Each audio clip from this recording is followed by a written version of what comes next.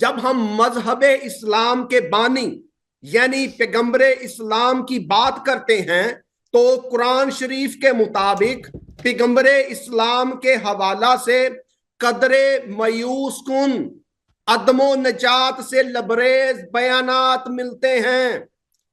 سورہ یونس آیت نمبر 108، میں تمہارا ذمہ دار نہیں، پیغمبر اسلام کہہ رہے ہیں مسلمانوں میں تمہارا ذمہ دار نہیں۔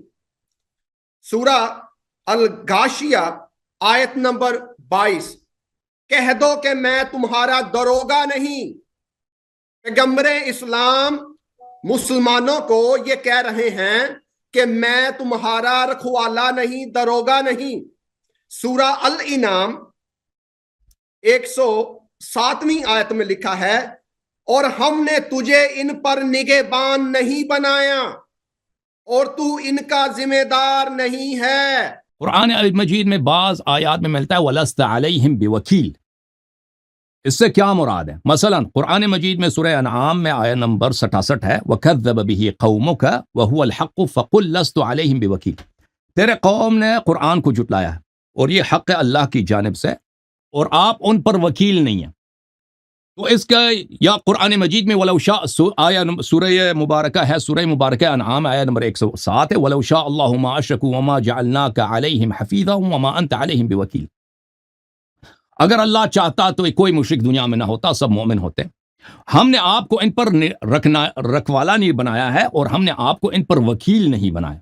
تو یہ اس سے مراد یہ لیتے ہیں کہ رسول صلی اللہ علیہ وسلم نے مسلمانوں سے کہا کہ اے مسلمانوں، میں قیامت کے دل تمہاری مدد نہیں کر سکا، تمہارا رکھوالا نہیں ہوں، تمہیں کوئی فائدہ نہیں، یہ اس سے یہ مراد لیتے ہیں۔ حالانکہ اس سے مراد یہ نہیں ہے۔ آپ کسی بھی عبارت کو لے لیں، اس کو غلط پڑھیں، غلط ترجمہ کریں تو لازمی بات ہے اس سے جو مرضی نکالیں۔ قرآن نے یہ فرمایا کہ اللہ فرماتا ہے کہ اگر اللہ چاہتا کوئی مشرک نہ ہوتا، اللہ چاہتا سب کو خلقت ہی سے موحد بنا لیتا، مومن بنا لیتا، لیکن اللہ نے اختیار دیا وَمَا جَعَلْنَاكَ عَلَيْهِمْ حَفِيظًا، ہم نے آپ کو ان کے حفاظت کے لیے نہیں بھیجا کہ کوئی شخص دنیا میں مشرک نہ بنے۔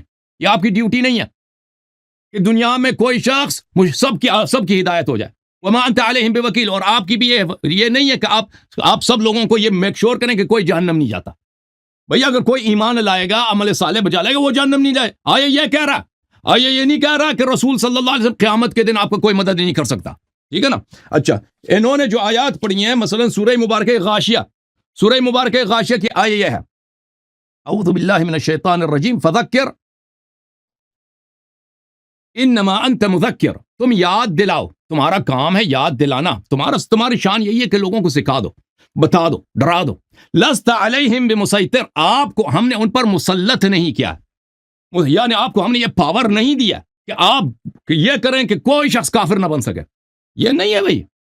رسول صلی اللہ علیہ وسلم کا یہ کام نہیں ہے، ان کی یہ ڈیوٹی نہیں ہے، ان کے پاس یہ اتھارٹی بھی نہیں ہے کہ یہ میک شور کریں کہ کوئی کافر بنتا ہی نہیں ہے۔ نہیں بھائی، لوگ کافر بن سکتے ہیں، لوگ کافر بن سکتے ہیں، کوئی برا کام کرنا چاہے برا کام کر سکتا ہے، یہ نبی صلی اللہ علیہ وسلم کی جانب سے، اللہ کی جانب سے ان کو یہ اتھارٹی نہیں ملی۔ اچھا، سورہ یونس کی ہم نے جواب دے، سورہ یونس کی آیت نمبر 108 آپ نے پڑھی ہے وما بلی قل یا ایھا الناس قد جاءکم الحق من ربکم، اے لوگو، اے اللہ فرماتے ہیں حبیب ان سے کہہ دو صلی اللہ علیہ وسلم، جاء الحق من ربکم، حق تیرے رب کی جانب سے آئے، لوگوں کو بتاؤ۔